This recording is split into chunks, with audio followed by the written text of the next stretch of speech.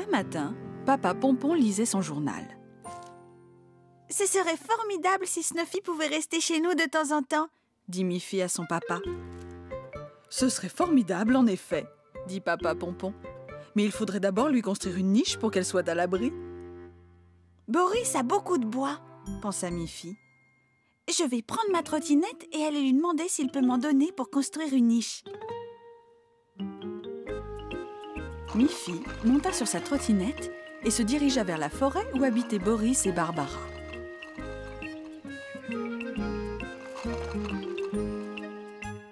Une fois sur place, elle expliqua à Boris qu'elle et son papa voulaient construire une niche pour Snuffy. Boris lui dit « Quelle bonne idée! Je vais non seulement te donner du bois, mais aussi le couper en planches toutes prêtes. Vous n'aurez plus qu'à les clouer ensemble. » « C'est vraiment très gentil de ta part, Boris, » dit Miffy. « Ça nous simplifiera le travail. » Boris prit alors quelques planches de bois. Il les mesura, puis il les scia aux dimensions exactes pour pouvoir les assembler et ainsi monter une solide niche à chien. « Ah, merci beaucoup, Boris, » dit Miffy. Miffy reprit sa trottinette et revint chez elle. Elle raconta à son papa ce que Boris avait fait. « Boris est très aimable et habile, mais il ne peut pas transporter toutes ces planches de bois jusqu'ici. Allons-y, nous les mettrons dans la voiture. »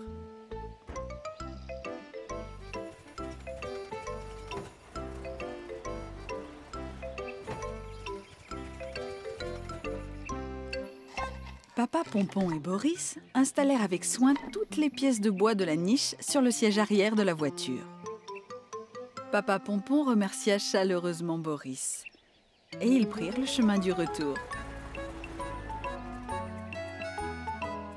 À leur arrivée, Papa Pompon déposa toutes les planches sur la pelouse du jardin. « Voyons un peu tout ça, » dit Papa Pompon. « Cette planche doit faire partie du toit. » « Et celle-ci doit être une paroi, » dit Miffy. Une pièce après l'autre, la niche commença à prendre forme. « Elle est bizarre, cette niche, » dit Papa Pompon. « Il n'y a pas d'ouverture pour laisser entrer Snuffy. »«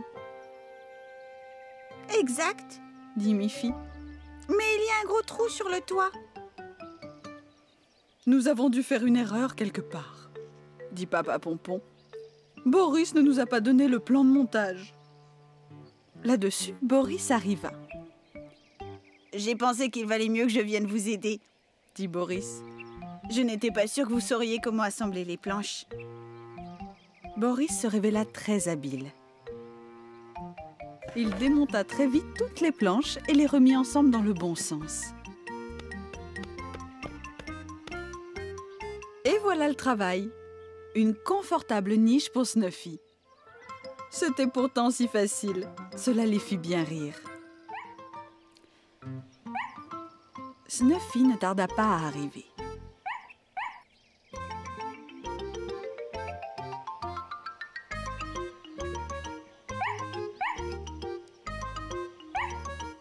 « C'est ta nouvelle maison, Snuffy. Pour toi toute seule, » dit Miffy. Snuffy manifesta sa joie en découvrant sa niche et apprécia beaucoup d'être tout près de Miffy désormais.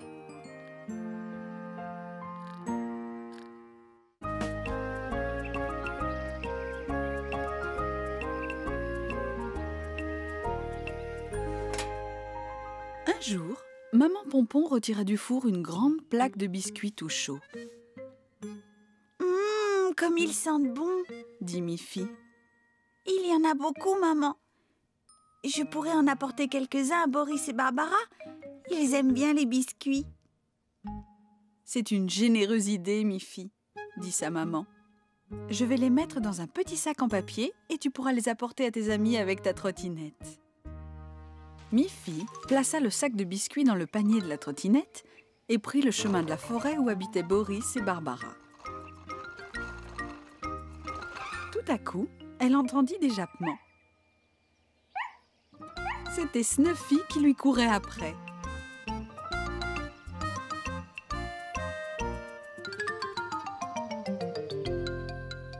Salut Snuffy, Dit Miffy. tu veux venir avec moi? Je vais rendre visite à Boris et Barbara. Elles repartirent ensemble à travers la forêt. Mais le chemin était plein de bosses. Cela ne dérangeait pas Snuffy qui sautillait joyeusement. Elle avançait bien plus vite que Miffy. Miffy, elle, devait avancer avec prudence. Quand elle passa sur une grosse bosse, elle ne remarqua pas que le sac de biscuits était tombé. En arrivant chez Boris et Barbara, elle vit que Snuffy était déjà là. Miffy voulut offrir à Barbara son cadeau, mais il avait disparu. Je vous apportais des biscuits tout frais que ma maman venait de cuire. Dit-elle à Barbara. Mais j'ai dû les perdre en route, dans la forêt. Ça ne fait rien, Dit Barbara. j'ai aussi fait des biscuits aujourd'hui. Nous pourrons quand même faire un bon goûter. Et ils ne s'en privèrent pas. Au moment de prendre congé de ses amis, Miffy chercha des yeux Snuffy, mais ne la trouva pas. Je ne peux pas rentrer à la maison sans Snuffy, Dit Miffy. elle pourrait se perdre. Ne t'inquiète pas pour Snuffy, Dit Boris. les chiens retrouvent toujours leur chemin. Rassurée, Miffy s'en alla sur sa trottinette. Elle se demandait quand même. Où peut bien être Snuffy? Snuffy! Snuffy! Appela-t-elle. Où es-tu? Elle alla un peu plus loin et l'appela encore. Snuffy! Snuffy! Où es-tu? Miffy commençait à s'inquiéter. Snuffy? Snuffy? Snuffy? Snuffy? Snuffy? Snuffy? Snuffy? Snuffy? Snuffy? Tout à coup, elle vit le sac en papier que sa maman avait rempli de biscuits. « Oh !» dit-elle. Au moins j'ai retrouvé les biscuits. Mais quand elle ramassa le sac, il était vide. Il n'y avait plus un seul biscuit. À ce moment-là, elle entendit du bruit venant d'un arbre. Elle s'approcha pour voir ce que c'était. Snuffy était là, dormant profondément. Quelques miettes de biscuits éparpillées sur le sol devant elle. Ah, te voilà, Snuffy, Dit Miffy. je vois que tu as aussi profité d'un bon goûter sur ton chemin.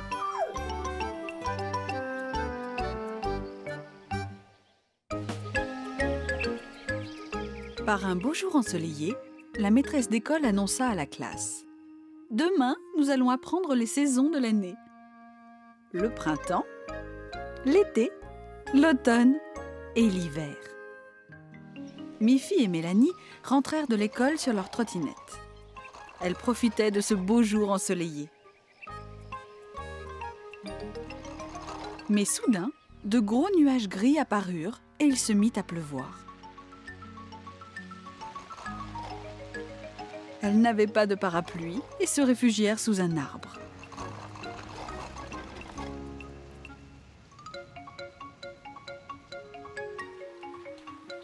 La pluie fut de courte durée et elles purent reprendre leur chemin.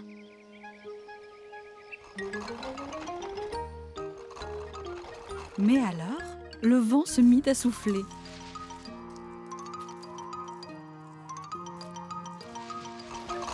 Ça devenait très difficile de conduire sa trottinette face à un vent si fort. Miffy dit: Nos vêtements ne sont pas assez chauds avec ce vent froid, Mélanie.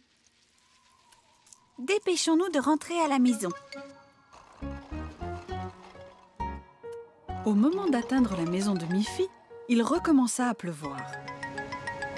Il faisait si froid que la pluie se transforma en neige. Nos deux amies furent bien contentes de se retrouver à l'abri et au chaud. Elles se demandèrent comment il était possible que le temps puisse changer aussi rapidement.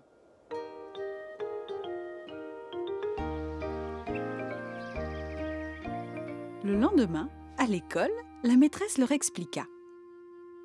L'année est divisée en 4 saisons. Le printemps, l'été, l'automne et l'hiver. Voici une image du printemps, dit-elle. Que se passe-t-il au printemps? Agathe leva la main. Et je crois que le printemps, c'est quand les fleurs poussent, dit-elle. Guillemette dit. Oui, et les fleurs poussent parce que le soleil devient plus chaud. Tout pousse au printemps. C'est exact, dit la maîtresse. Et que se passe-t-il en été?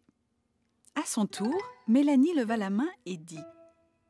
J'aime beaucoup l'été, parce qu'il fait beau et chaud et que je peux aller me baigner. Mélanie adorait jouer sur la plage.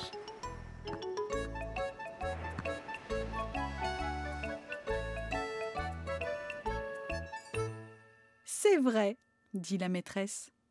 L'été est la saison la plus chaude de l'année. Mais après l'été arrive l'automne. Et que se passe-t-il alors en automne? Miffy dit. En automne, le vent souffle, il fait plus frais et toutes les feuilles tombent des arbres. Tout le monde sait alors que l'hiver n'est pas loin. Très bien, dit la maîtresse. Et qu'arrive-t-il en hiver, dites-moi? Miffy répondit. Eh bien, il faut s'habiller chaudement parce qu'en hiver, il fait très froid. Et en général, il y a beaucoup de neige. Vous êtes des enfants très éveillés, dit la maîtresse. Après l'école, Miffy dit à Mélanie. J'aimerais bien savoir quelle est la saison d'aujourd'hui.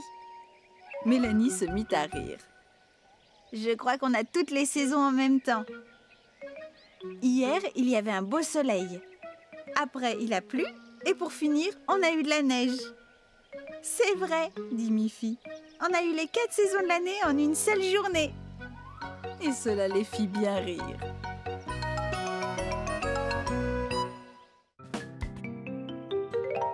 Tu as beaucoup d'outils dans ton atelier, Papy, dit Miffy.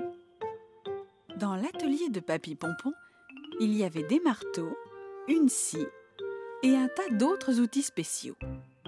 Tu peux me montrer ce qu'on peut faire avec tes outils, Papy? Demanda Miffy. Mamina Pompon fut très étonnée. Je crois que je devrais plutôt t'apprendre à faire un gâteau aujourd'hui, dit-elle. Il y avait tant de choses intéressantes à faire quand Miffy venait chez ses grands-parents, qu'elle ne savait jamais par où commencer. Eh bien, les petites filles aiment apprendre à coudre ou à faire des petits plats en cuisine, dit Papy. Mais rien ne les empêche de vouloir apprendre aussi à se servir de ces outils. En fait, c'est exactement la même chose, dit Mamina. Que tu fasses un gâteau ou une étagère, tu dois apprendre à utiliser des éléments qui vont ensemble. Je sais ce que je vais faire, dit Miffy. Je vais faire cuire un gâteau et fabriquer une boîte en bois pour le mettre dedans. C'est un excellent programme, dit Papy. Mais je te conseille de commencer par le gâteau. Comme ça, on saura de quelle grandeur il faudra fabriquer la boîte. Et je l'apporterai à la maison et l'offrirai à mes parents, dit Miffy. Miffy se rendit à la cuisine avec Mamina. Elle commença par réunir tout ce dont elle avait besoin pour faire un gâteau. Tout d'abord, nous allons peser le poids exact de farine que nous tamiserons dans un bol à mélanger, dit Mamina. Ensuite, on va préparer les œufs, le lait, le sucre et la poudre de chocolat dans les bonnes proportions. Et nous mélangerons le tout. Miffy utilisa une tasse spéciale à mesure précise pour être sûre d'employer la bonne quantité de chaque ingrédient. Tout était écrit dans le livre de recettes de Mamina. Quand tous les ingrédients furent mélangés, la pâte onctueuse du gâteau était prête pour la cuisson. Miffy versa le mélange dans un moule à gâteau rond et spécial. Elle prit les mesures du moule avec la règle de Mamina et mit le tout dans le four chaud. Maintenant, Miffy était prête à fabriquer la boîte pour le gâteau. Elle indiqua les mesures du moule à son papy. Et lui lui montra comment utiliser la même règle pour mesurer le bois qui allait devenir la boîte. Elle marqua le bois à la longueur exacte de la règle. Elle se servit de l'étau de Papy pour placer les planches de bois qu'il allait scier. L'étau tenait le bois solidement et permettrait à Papy de scier à la bonne dimension chaque planchette. Miffy aimait bien regarder son papy travailler avec la scie. Avant, arrière. Avant, arrière, jusqu'à ce que le bois fût entièrement coupé. Maintenant, elle avait ce qu'il fallait pour le fond, le couvercle et les 4 côtés de la boîte. Elle prit un marteau et des clous et cloua toutes les pièces ensemble.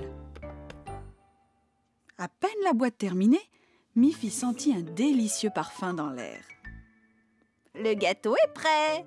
annonça Mamina de sa cuisine. « La cuisson est terminée !»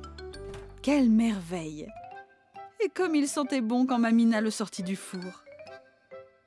« Regarde, » dit Papy. « La boîte convient parfaitement. » En rentrant chez elle ce jour-là, Miffy était très fière d'elle. Elle avait appris à travailler avec attention en choisissant les éléments qui allaient ensemble, aussi bien pour faire un délicieux gâteau que pour fabriquer une jolie boîte en bois. Papa et maman Pompon, eux aussi, furent très fiers de leur petite Miffy. «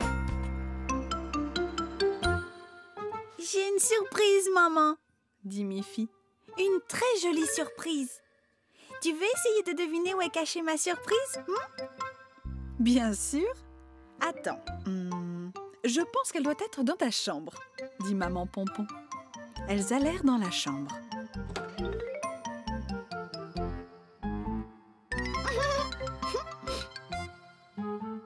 Est-ce que ta surprise est dans l'armoire ? Demanda maman. Miffy se mit à rire. Non, non, non, dit-elle. Fit maman Pompon. Serait-elle ici ?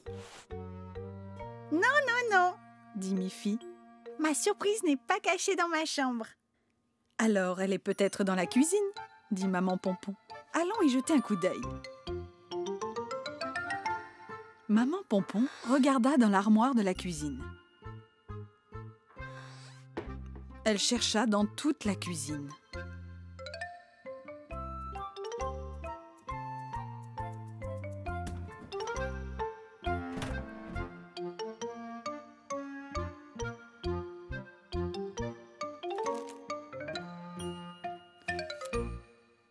Miffy dansait et riait.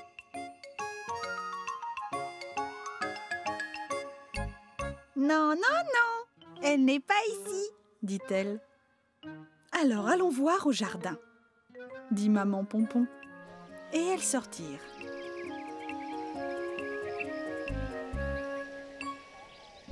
La maman de Miffy regarda partout dans le jardin.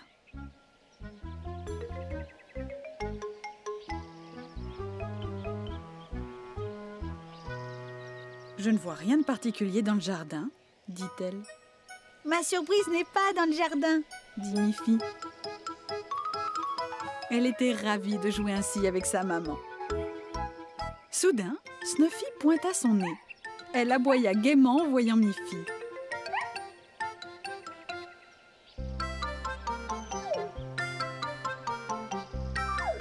Eh bien, dit maman Pompon, où est donc la surprise ? Si elle n'est pas dans ta chambre, et qu'elle n'est pas dans la cuisine, ni ici dans ce jardin, alors où peut-elle être ? Miffy dit. Retournons dans la maison et je te montrerai. Miffy dit enfin. Elle est dans mon cartable. Mais le cartable de Miffy n'était pas là non plus. Oh non, dit Miffy. Dans mon cartable, il y avait un dessin que j'ai fait pour papa. Je voulais lui faire une surprise en le mettant sous son oreiller. Et maintenant, je l'ai perdu. À ce moment-là, Snuffy se mit à aboyer. Snuffy entra en tenant entre ses dents le sac de Miffy. « Ah ah !» dit maman Pompon. « Tu dois l'avoir perdu en rentrant de l'école. » Peut-on regarder ton dessin maintenant?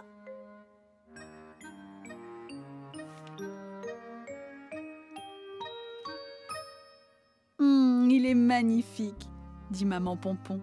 Ton père sera surpris quand il le trouvera, crois-moi. Je trouve que les surprises sont très amusantes, dit Miffy. Merci de l'avoir retrouvée, ma petite Snuffy.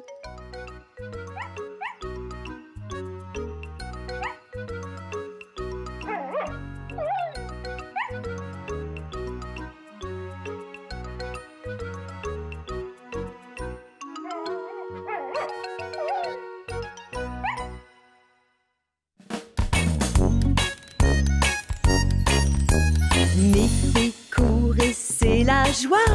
Avec ses amis, on ne s'ennuie pas. Snuffy, Agathe, Barbara, Boris, Colette, ils sont tous là. Et tous ensemble,